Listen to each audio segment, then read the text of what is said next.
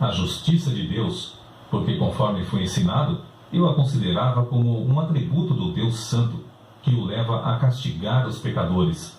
Apesar de viver irrepreensivelmente como monge, a consciência perturbada me mostrava que era pecador perante Deus.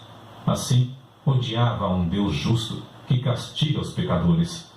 Senti-me ferido de consciência, revoltado intimamente. Contudo, voltava sempre para o mesmo versículo, porque queria saber o que Paulo ensinava.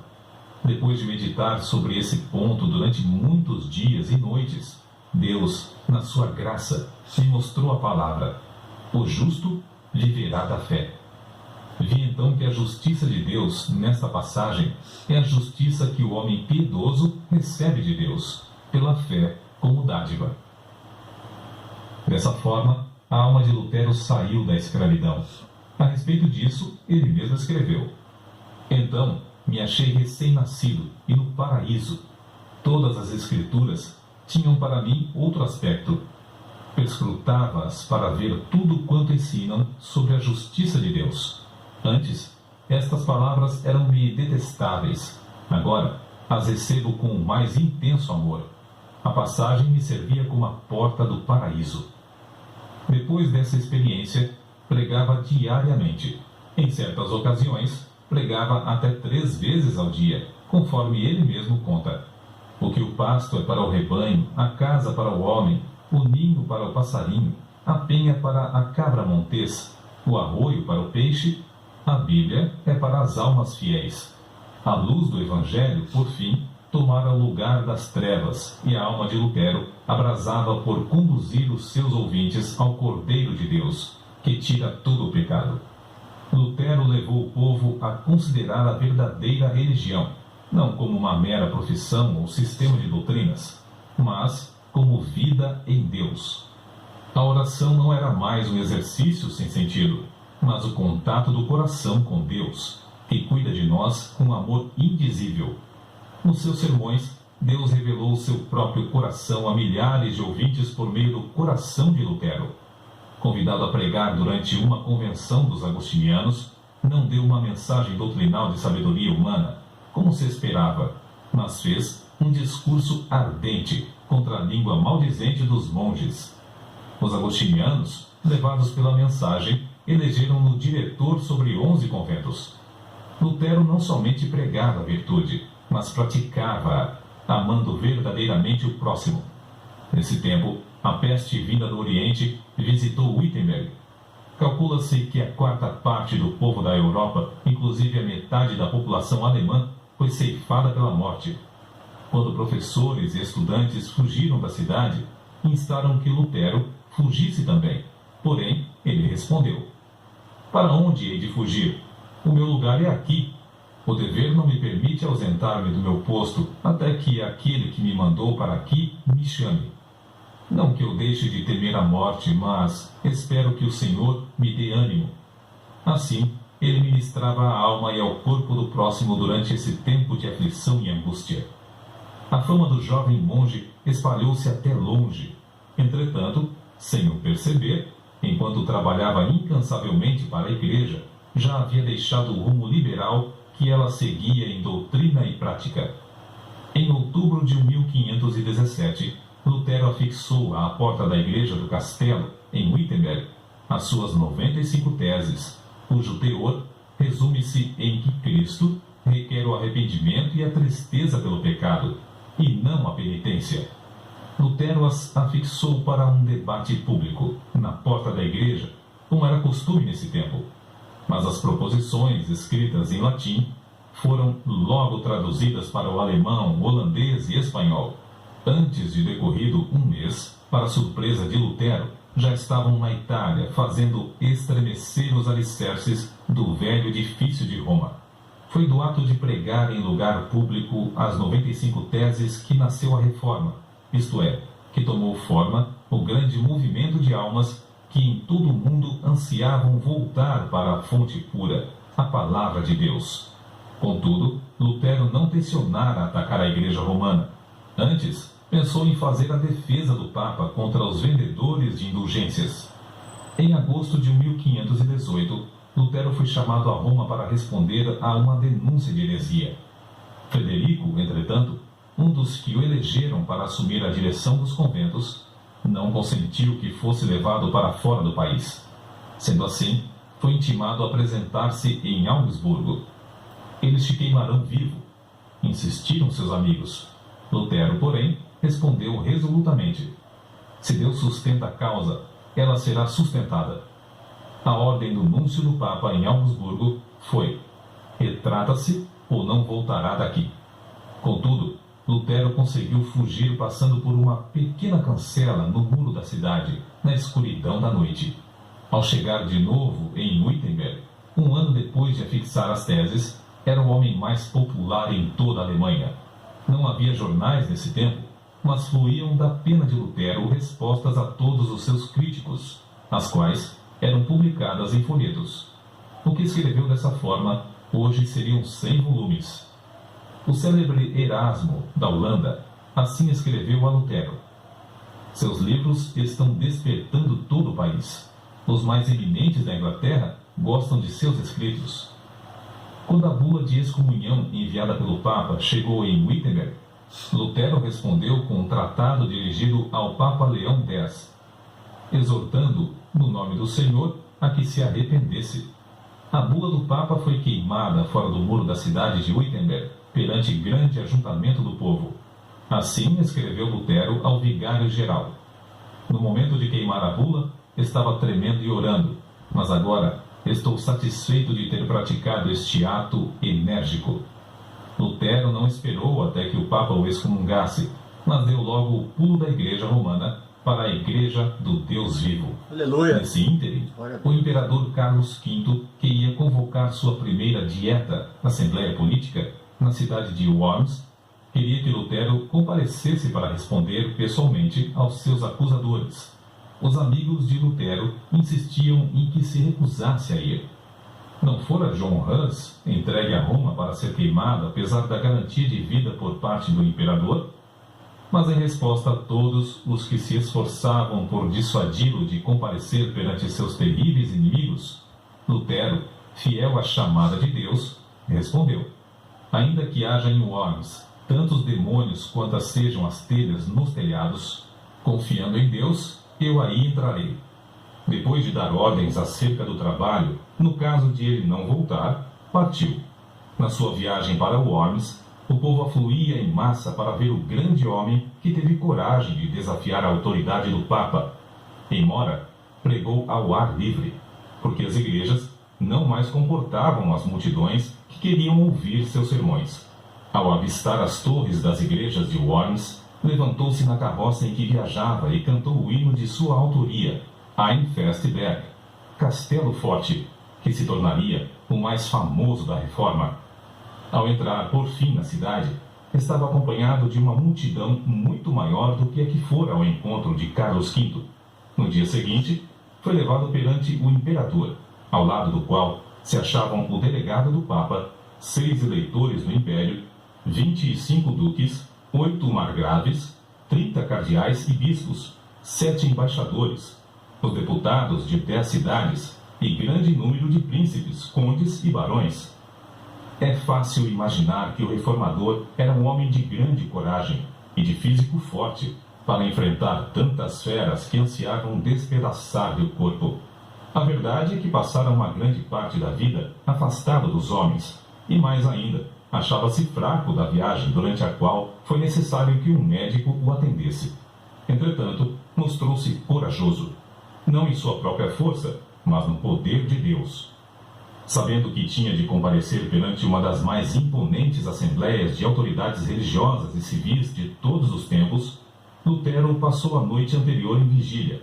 Prostrado com o rosto em terra, lutou com Deus, chorando e suplicando. Um dos seus amigos ouviu-o orar assim: ó Deus Todo-Poderoso, a carne é fraca, o diabo é forte. Ah, Deus, meu Deus, que perto de mim estejas contra a razão e a sabedoria do mundo. Falo, pois somente tu podes fazer. Não é a minha causa, mas sim a tua. Que tenho eu com os grandes da terra? É a tua causa, Senhor, a tua justa e eterna causa. Salva-me, ó Deus fiel, somente em ti confio. Ó Deus, meu Deus, vem, estou pronto a dar como um cordeiro a minha vida. O mundo não conseguirá prender a minha consciência, ainda que esteja cheio de demônios. E se o meu corpo tem de ser destruído, a minha alma te pertence e estará contigo eternamente.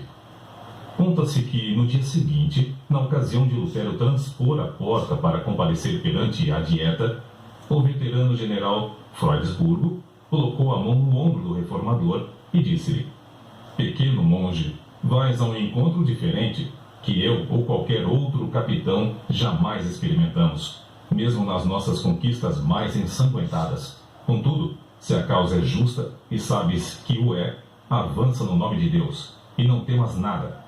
Deus não te abandonará. O grande general não sabia que Martinho Lutero vencera a batalha em oração e que entrava somente para declarar-lhes que a havia vencido de maiores inimigos.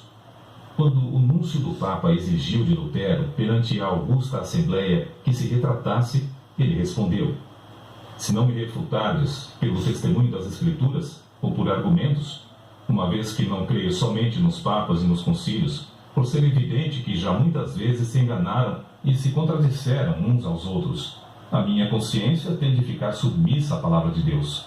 Não posso retratar-me, nem me retratarei de qualquer coisa, pois não é justo nem seguro agir contra a consciência. Deus me ajude. Amém. De volta ao seu aposento, Lutero levantou as mãos ao céu e exclamou com o rosto todo iluminado: Está cumprido, está cumprido. Se eu tivesse 1000 cabeças, preferiria que todas fossem decepadas antes de me retratar. A cidade de Worms, ao receber as notícias da ousada resposta de Lutero ao anúncio do Papa, alvoroçou-se. As palavras do reformador foram publicadas e espalhadas entre o povo, que afluiu para honrá-lo. Apesar de os papistas não conseguirem influenciar o imperador a violar o salvo-conduto, para que pudessem queimar numa fogueira o assim chamado herege, Lutero teve de enfrentar outro grave problema. O edito de excomunhão entraria imediatamente em vigor, e Lutero, por causa dessa penalidade, era considerado criminoso. Ao findar o prazo do seu salvo-conduto, devia ser entregue ao imperador. Todos os seus livros deviam ser apreendidos e queimados, e o ato de ajudá-lo, de qualquer maneira, era também considerado crime capital. Mas para Deus é fácil cuidar dos seus filhos. Lutero, regressando a Wittenberg, foi repentinamente rodeado num bosque por um bando de cavaleiros mascarados que, depois de despedirem as pessoas que o acompanhavam, conduziram-no alta noite ao castelo de Wartburgo, perto de Eisenach. Isto foi um estratagema do príncipe da Saxônia para salvar Lutero dos inimigos que planejavam assassiná-lo antes de chegar à casa. No castelo, Lutero passou muitos meses disfarçado. Usou o nome de Cavaleiro Jorge e foi tido como morto. Fiéis servos de Deus moravam dia e noite pelo reformador. As palavras do pintor Alberto Dürer exprimem o sentimento do povo. Ó Deus, se Lutero fosse morto, quem agora nos exporia o Evangelho? Contudo, no seu retiro livre dos inimigos, foi-lhe concedida a liberdade de escrever, e o mundo logo soube, pela grande quantidade de literatura produzida, que a obra saía de sua pena, e que, de fato, Lutero vivia. O reformador conhecia bem o hebraico e o grego, e em 3 meses tinha vertido todo o Novo Testamento para o alemão. Em poucos meses mais, a obra estava impressa e nas mãos do povo. 100.000 exemplares foram vendidos em 40 anos, além das 52 edições impressas em outras cidades. Era circulação imensa para aquele tempo, mas Lutero não aceitou 1 centavo de direitos. A maior obra de toda a sua vida, sem dúvida, fora a de dar ao povo alemão a Bíblia na sua própria língua, depois de seu retorno a Wittenberg. Já existiam outras traduções, mas escritas numa forma de alemão latinizado que o povo não compreendia. A língua alemã, desse tempo, era um agregado de dialetos, mas Lutero, ao traduzir a Bíblia, deu ao povo a língua que serviu depois a homens como Goethe e Schiller na elaboração de suas próprias obras. O êxito de Lutero em traduzir as Sagradas Escrituras para o uso das mais humildes verifica-se no fato de que, depois de 4 séculos, sua tradução permanece como a principal. Outra coisa que contribuiu para o êxito da tradução de Lutero é que ele era erudito em hebraico e grego e traduziu direto das línguas originais. Contudo, o valor da sua obra não se baseia tão somente em seus indiscutíveis dotes literários. O que lhe conferiu realidade foi que o reformador conhecia a Bíblia, como ninguém podia conhecê-la, sem primeiro sentir a angústia eterna e achar nas Escrituras a verdadeira e profunda consolação. Lutero conhecia intimamente e amava com sinceridade o autor do livro. O resultado foi que o seu coração abrasou-se com o fogo e poder do Espírito Santo. Foi esse o segredo de ele traduzir tudo para o alemão em tão pouco tempo. Como todos sabem, a fortaleza de Lutero e da Reforma foi a Bíblia. Escreveu de Wartburgo para o seu povo em Wittenberg. Jamais em todo o mundo se escreveu um livro mais fácil de compreender do que a Bíblia. Comparado aos outros livros, é como o sol em contraste com todas as demais luzes. Não vos deixeis levar a abandoná-la sob qualquer pretexto da parte deles. Se vos afastardes dela por um momento, tudo estará perdido. Podem levar-vos para onde quer que desejem.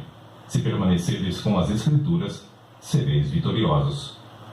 Depois de abandonar o hábito de monge, Lutero resolveu deixar por completo a vida monástica, casando-se com Catarina von Bora, freira que também saíra do claustro por ver que tal vida é contra a vontade de Deus. O vulto de Lutero sentado ao lume, com a esposa e 6 filhos que amava ternamente, inspira os homens mais que o grande herói ao apresentar-se perante o legado em Augsburgo. Nos cultos domésticos, a família rodeava um harmônio, com o qual louvavam a Deus juntos. O reformador lia o livro que traduzira para o povo, e depois louvavam a Deus e oravam, até sentirem a presença divina entre eles.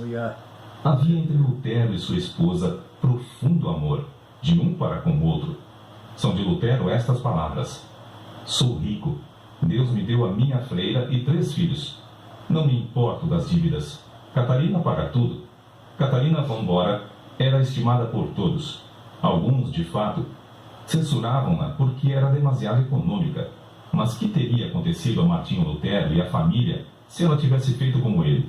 Dizia-se que ele, aproveitando-se da doença dela, cedeu seu prato de comida a certo estudante que estava com fome. Não aceitava um kreuzer, moeda, dos seus alunos e recusava vender seus escritos, deixando todo o lucro para os tipógrafos. Nas suas meditações sobre as Escrituras, muitas vezes se esquecia das refeições. Ao escrever o comentário sobre o Salmo 23, passou 3 dias no quarto comendo somente pão e sal. Quando a esposa chamou um serralheiro e quebraram a fechadura, acharam-no escrevendo, mergulhado em pensamentos e esquecido de tudo em redor. É difícil concebermos a magnitude das coisas que devemos atualmente a Martinho Lutero. O grande passo que deu para que o povo ficasse livre para servir a Deus, como ele mesmo ensina, está além da nossa compreensão. Era grande músico e escreveu alguns dos hinos mais espirituais cantados atualmente. Compilou o primeiro inário e inaugurou o costume de todos os participantes dos cultos cantarem juntos.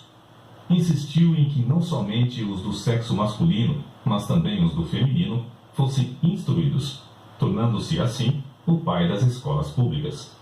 Antes dele, o sermão dos cultos era de pouca importância, mas Lutero fez o sermão a parte principal do culto. Ele mesmo serviu de exemplo para acentuar esse costume. Era pregador de grande porte. Considerava-se como sendo nada, mas a mensagem saía-lhe do íntimo do coração, e o povo sentia a presença de Deus. Em Zwickau, pregou a um auditório de 25.000 pessoas na praça pública.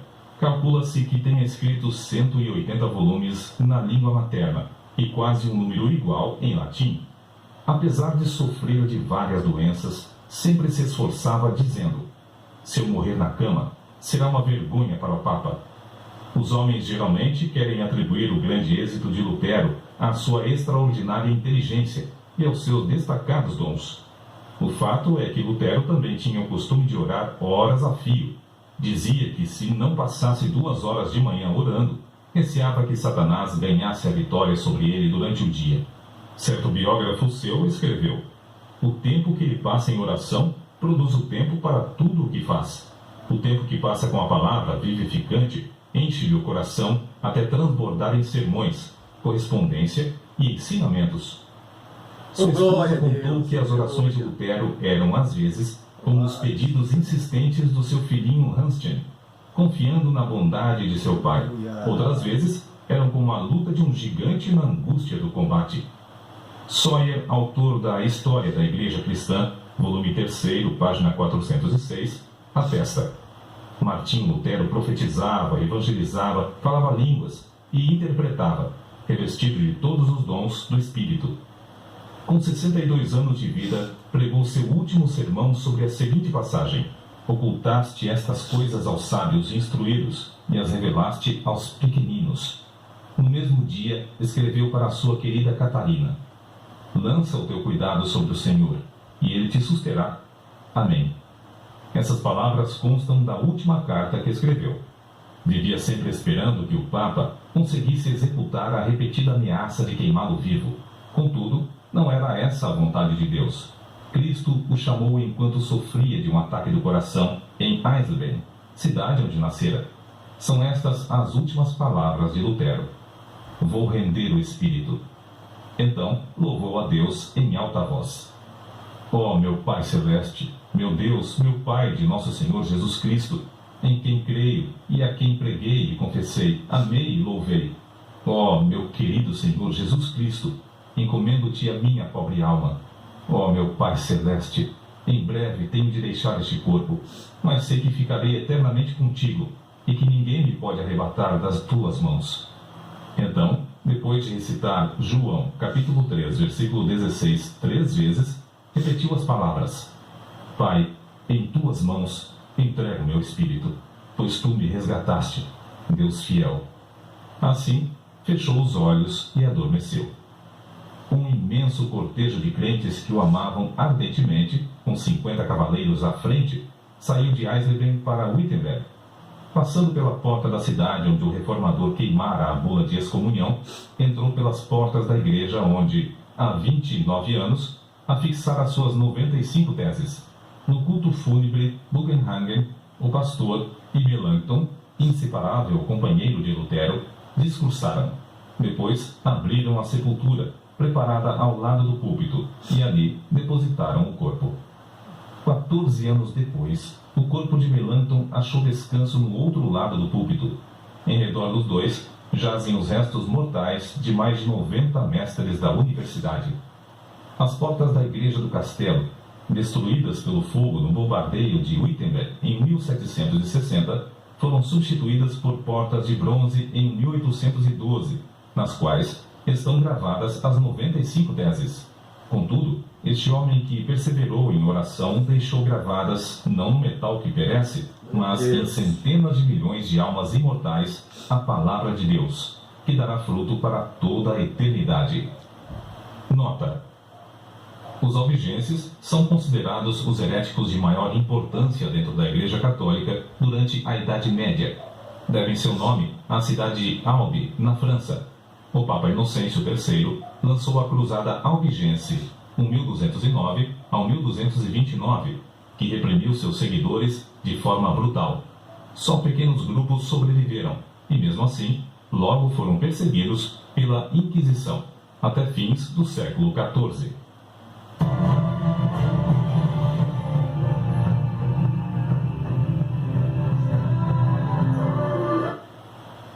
Muito bem, meus queridos. Aleluia.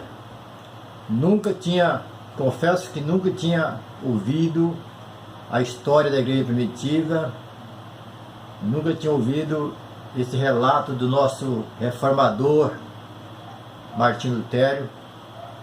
Hoje tive o privilégio de ouvir e passar para quem não conhece, para nós estarmos hoje servindo a Deus. Muitos pagaram um grande preço. Então, meus queridos, nós temos que dar um grande valor à nossa salvação, dar um grande valor ao sofrimento de Jesus do Calvário, damos um grande valor aos nossos pioneiros, que morreram pelo Evangelho, para que hoje nós pudéssemos estarmos aqui servindo a Deus. Me alegrei, me emocionei. Glória a Deus. Eu ia pregar a mensagem que eu estava pregando, continuação da mensagem, mas eu deixo para mim continuar sexta-feira. Estou grato, feliz por poder ouvir este grande relato dessa grande história. Boa noite a todos, Deus abençoe a todos, no nome santo de Jesus. Beijo no coração de todos.